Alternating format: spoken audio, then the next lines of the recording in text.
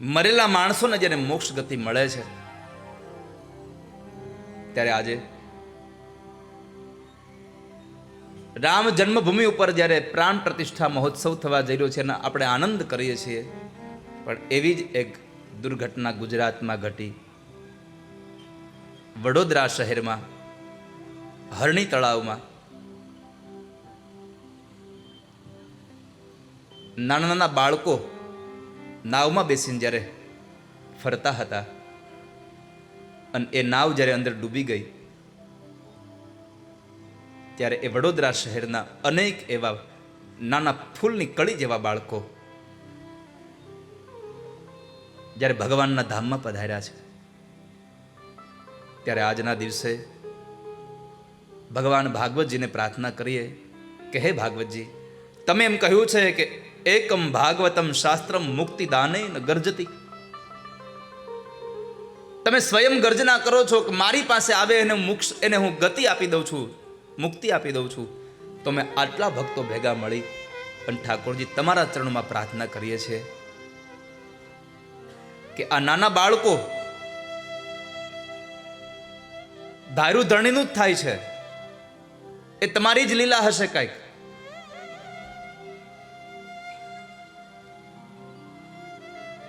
પરંતુ સંસારના જીવાત્માઓ છીએ એટલે કદાચ અમને એમ થતું હોય કે આમાં અમારો કોઈ દોષ છે. ભગવાન, આ તો બધું તમારા હાથમાં છે. કરતુમ અકર્તુમ અન્યથા કરતુમ સમર્થ ઠાકોરજી તમે છો. પણ અમે પ્રાર્થના કરીએ છીએ આજની સંધ્યાના કાળે કે હે નાથ,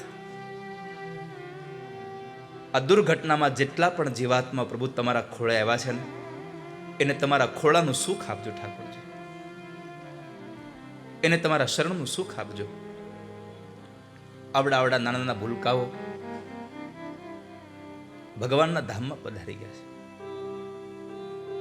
એ જીવને ભગવાન તમારું શરણ મળે અને સાથે એ પરિવારના તમામ સદસ્યોને ઠાકોરજી ખૂબ ધૈર્ય આપજો, ખૂબ એને ધીરજ આપજો.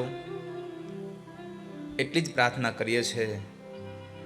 હે નાથ જોડી હાથ પાયે પ્રેમથી સૌ માગીએ, ચરણું મળે સાચું તમારું એ હૃદયથી માગીએ.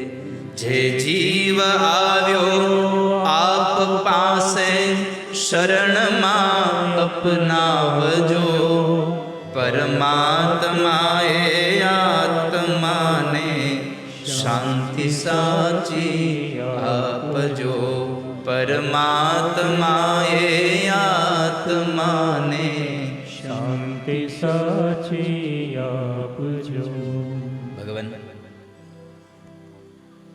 અમે તમારા ચરણોમાં આજના દિવસે પ્રાર્થના કરીએ છીએ ઠાકોરજી, એ બધા જ એ જીવ તમારા ચરણનું સુખ ભોગવે અને એના પરિવારને ભગવાન ખૂબ હિંમત આપે, ખૂબ ધૈર્ય આપે, એવી ભગવાનને પ્રાર્થના સાથે કાલ વ્યાલ મુખગ્રાસ ત્રાસ નિર્ણાશ હેતવે.